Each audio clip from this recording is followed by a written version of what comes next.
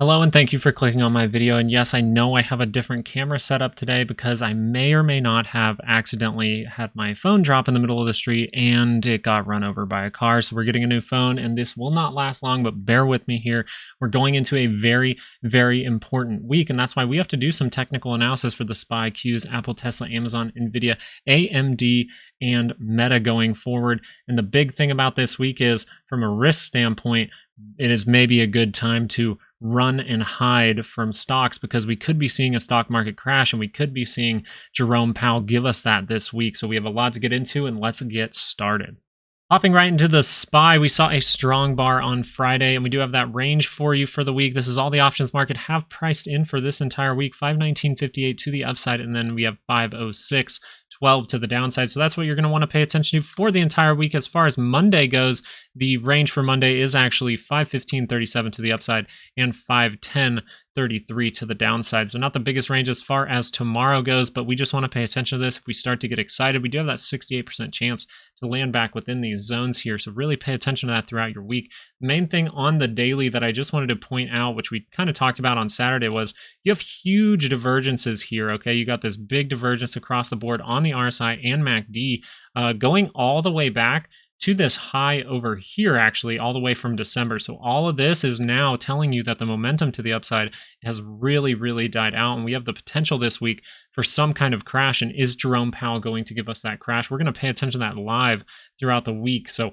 come back and subscribe so that you can join us for those live videos as we go into these shorter time frames here. Really wanted to just pull up a 2-hour because we're only seeing this divergence on the MACD. Okay, so I'm only seeing this divergence here on the MACD. We look like we're kind of tapering off here with this little bit of tapering algorithm. So we do have this divergence. If that does want to cross over, we don't have that confirmed on the RSI, so don't let this trick you out. This could just be some kind of pullback to then head higher, maybe giving us some kind of double top, another test of this very, very important trend. That's just a trend that goes back to the all-time highs. Okay, this trend goes back to where a lot of crashes, a lot of bear markets have taken place. And so this is really where it is kind of a last line in the sand we really need to pay attention to, because we could see us pop out of there and fade back down and then start some kind of downtrend throughout the week, as we are most likely going to get some bad news from the Fed, because the Fed has overall said that they do not feel like they are in control. They said it in the FOMC minutes. They don't feel they are in control of inflation at this moment. Therefore, they cannot lower the rates, which is very, very scary. It invites possible hyperinflation. It invites a lot of problems, and it invites higher for longer, which really puts banks in a bad spot. So really want to pay attention to this. If we're looking at these shorter time frames going into a 30-minute here, you're going to see this divergence. Once again, it is not on the RSI at the same time, so this could just be some kind of pullback. Maybe we get that pullback early on in the week. Maybe even Monday here, we see that come down to lower levels and we see that base out and go for another push higher. And then we create that 30-minute divergence that we really like by the time Jerome Powell is talking. That would really, really line things up to say we want to head lower. If we want to head lower from here, it's pretty simple. In this tapering here, we could actually break down, see some kind of bounce, and then start to head to lower levels by the end of the week or by midweek. So really want to pay attention to this. We're going to be watching it live in the morning, so do join us back here in the morning tomorrow. Popping over to the keys, let's give you those weekly ranges: 454.18 to the upside, 437.18 to the downside. So kind of a little bit bigger range than what we've had lately, but you notice that if we do get excited early on, look for this to get some kind of bounce. 68% chance we do land within this purple lines by Friday close. So pay attention to that. And then the daily range as far as Monday goes, 449.13 to the upside and 442.23 to the downside. The big thing we have to point out on the MACD here is going to be this similar thing, right? We do have this big divergence along these on the MACD going back to this high over here from December as well. And then we see that on the RSI at the same time. When they're at the same time, that is a scary thing. And you can start to look at your weekly rollover if you see some weakness. This weekly can roll over. We have divergence as of right now. We have flatness of the MACD, flatness of the RSI.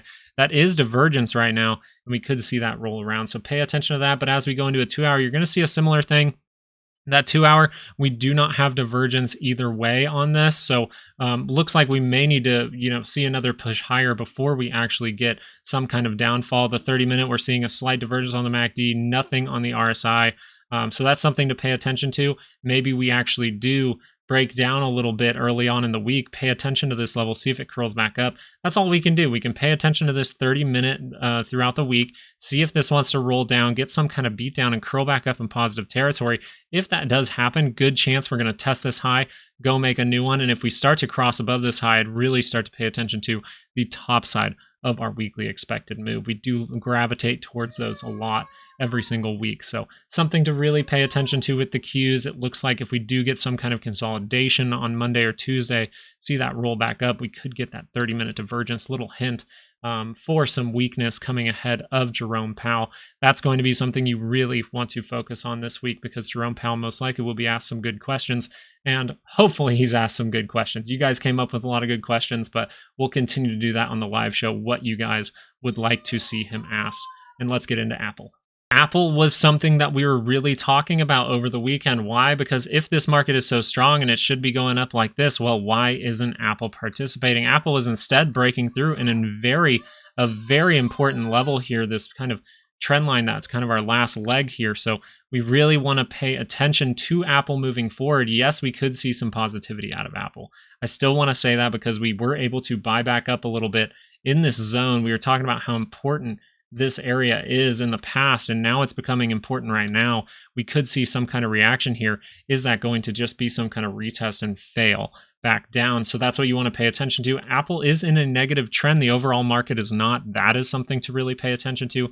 From the daily side of things, you just have that divergence on the RSI, not necessarily anymore on the MACD here. So any bounce that we do get here, I'd really be paying attention to this 200, see if we can take that back. Then we might see that positivity. We might have to flip to the bull side if Apple starts to go, but I believe that if we do see Apple get really, really bullish, that actually affects the Qs, and the Qs gets even more bullish than where it's at right now. We could be getting a blow off top across the board, and that would not be good news for stocks. It's inviting some kind of sudden drop in the future or hyperinflation. The 2 hour here is what we were paying attention to last week. We were stating how there were some divergences all across the board down here, and a lot of the time these lead to big pops. Okay, so you can see a pop, and that's why we're paying attention to this topside zone. Really think we have a chance to actually still get there this week. So I'm going to be paying attention to my weekly ranges for these individual stocks, which you can go get down in the link in the description for my Patreon. So on Patreon, we also go through these every single Wednesday and give you a video you haven't seen on YouTube. It's not going to be available on YouTube. It's just for Patreon members. I love you guys if you are part of the Patreon. So we're going to go through these ranges for the individual stocks and see what's happening, see if any trade setups or probabilities we can come up with. Now, Apple coming up into that area, I'm just pointing out it has another divergence on the 2 hour here. And if this wants to turn up, will it just be some kind of short retest? Or are we going to be able to get in this zone? The thing about this zone is a lot of the time when Apple does break through a zone, it likes to come back in it, retest that area, and then sell off even harder. Okay, so if we do see some kind of reaction to this zone, look if that holds as resistance, because we could be breaking through this trend again, and that would not be good news, and we would be continuing this negative trend. So even if we do see that positivity come in, if you want to be bullish on this, make sure it's remaining up here in this positive territory, because if it just pops and then drops back down, you're going to continue that trend, most likely taking out this low. We might see Apple head to lower prices pretty quick. Amazon, we were pointing out how important this level is and how important this wick is, and we were able to hold up at that level. We see that buying come in, and now we're seeing the 2 hour set up another point of divergence. So you do have triple divergence up here. If this wants to roll over right now, we could see that as consolidation, head a little bit higher. But as I go into a 30-minute, something I want to pay attention to, I do see this divergence, but it's not at the same time on the RSI. So I could consider seeing Amazon head a little bit lower come Monday and Tuesday, but maybe we actually get some kind of pop higher and then see that fall off in the near future. So something to pay attention to. Really want to look at all these 30-minute charts for my shorter trades and look if this is able to curl up in positive territory. If it's able to curl up, well, yeah, we can actually see this get tested, see it go higher. But if it goes deeper down to this level, you could be it could be on the table, some kind of head and shoulders way up here that breaks you down to the next level, give you a big head and shoulders down at this base. So really want to pay attention, but from a risk to reward standpoint, Amazon not looking the best at this point. Have to see some more consolidation in order to head higher. And when you do have news that is coming out, being Jerome Powell talking, and then we have CPI next week as well, it's just a time to say, hey, maybe I need to take my foot off the gas. Maybe I need to actually run and hide for a little bit until all of this settles down and I can start to trade with some more structured price action.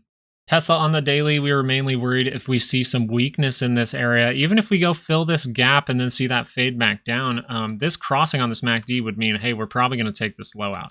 We're at least going to test it, but we might take it out and head down towards something like 154.78. That's my next marker for some support down there. So I'd really pay attention to that level down there, because if this wants to roll over, that would be bad news for Tesla moving forward. If I go into, say, a 30-minute or something like that, let's go into a 30-minute here.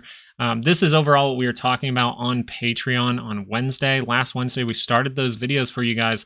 We noticed that the weekly range for Tesla was actually right up in here. And guess what? We sold off from that level multiple times. That's how useful these weekly ranges can be. Now you're in some sort of range. Is that range going to break out to the upside?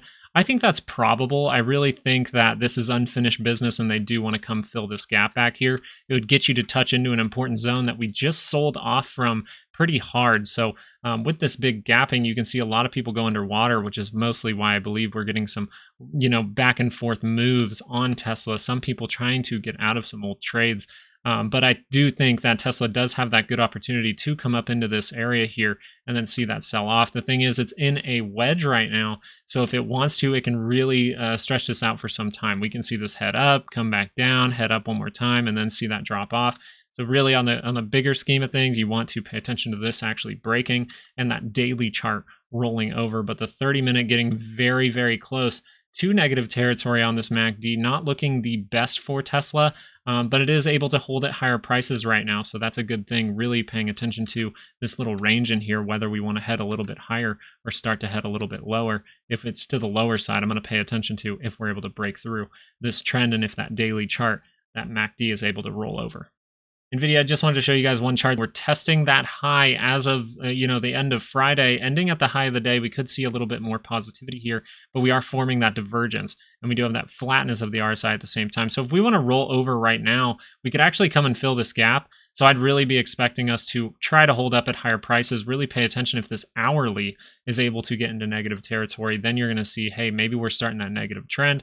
But if that turns over, even dips down into negative and curls back up, we can see that kind of fizzle out and then see that roll back up one more time, maybe seeing another positive move to test this level or head a little bit higher. 800 is going to be another important level, and we will bring up that maximum pain so we can see where people have their options for this week on the live video. So come back for the live video tomorrow so that we can show you guys some of that max pain, where people think, where people have all those options on NVIDIA. AMD took off like a rocket ship. It really did. This thing really started to take off, and that's why we were telling you, hey, this is starting to do a bunch of fake outs. If it crosses into positive territory, we can see that positivity. Look at that. Right when it crosses, it was struggling to cross. The second we get that little gap up, boom, we are off to the races. We head up to that 200 level we were saying to pay attention to.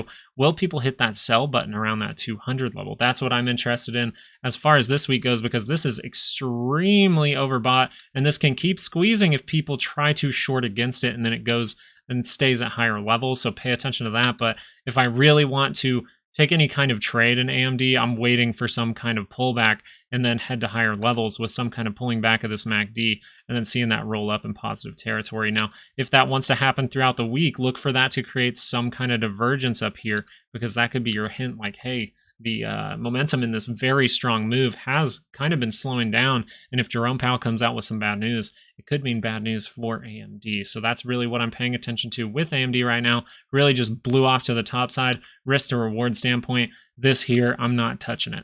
Now, Meta's one that I was actually trading last week, took my profit right at that 500 marker. We were using maximum pain, saying there's a lot of people holding this at 500. Looks like we wanted to get there, so we did, and we closed that out right below that weekly expected move. So we do give you the weekly expected move for Meta going into next week, and that would actually be 521.09 to the upside and 483.95 to the downside. So pay attention to those levels this week. If we do see some kind of push down, look for some kind of bounce around that area, because we do land within this zone 68% of the time. And we do have these divergences still here on the MACD, still here on the RSI. They're starting to get pretty flat across the board now. So if we do want to see this actually confirm, it would be very helpful for that to do that pretty early on in the week. Now, if that does happen really early, really fast early on in the week, we get outside of this, we could get some kind of right shoulder at that point. And then also, if this is going to make a move higher, really want to pay attention to my 30-minute. Don't necessarily have divergence here. So in the shorter time frames, paying attention to a 30-minute, looking if this good move here can get some kind of consolidation and then curl up one more time. That would get this MACD down here to really start to curl over to the downside. And then if it's able to curl back up in positive territory, we can say, hey, we most likely will come test this high or make a new one, as long as we're not breaking down to extreme low levels. If we're breaking down through the weekly expected move, we could get some kind of right shoulder, so be aware of that. But if this wants to consolidate at higher levels, maybe even just touch the top of this liquidity up in here, this level right in here, then that would be actually a good thing. And maybe we actually do see that curl back up in positive territory. When it curls back up, we can see that positivity, maybe test that high or make a new one.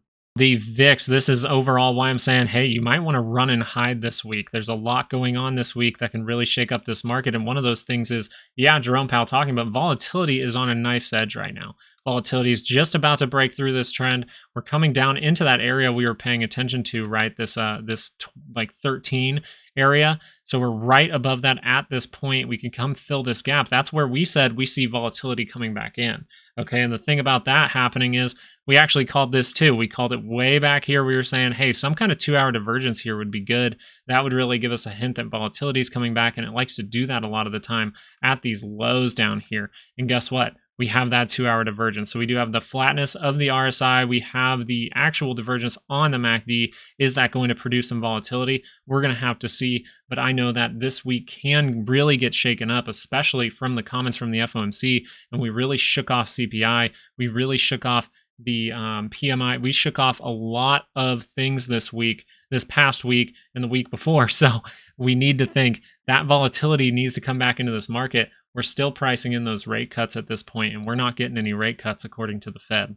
Main takeaway here is I get my new camera in like 3 days, I promise. But the real main takeaway here is we have something happening this week which should have your alert bells on, should have you from a risk management standpoint saying, hey, I should be cautious this week. Yes, stocks can head higher if we start to see some consolidation, but they can head a hell of a lot lower if Jerome Powell comes out and just says exactly what happened as far as data goes in the last month and how they are having to react to that data, because now they are saying they are not in control of this inflation. Thank you guys so much for watching. I really do appreciate it. Thank you for liking, subscribing, joining the Patreon. We got a bunch of new people in there, and I'm excited to make that Wednesday update video just for you guys on Patreon. So don't think you guys can't join. It's $7 a month. A cup of coffee every single month just gets you to better trading, all right? And you can talk to me on there as well. So thank you guys so much for watching. Really do appreciate it. I wish you guys all the luck in the world trading this week, and I hope you have a great, great night.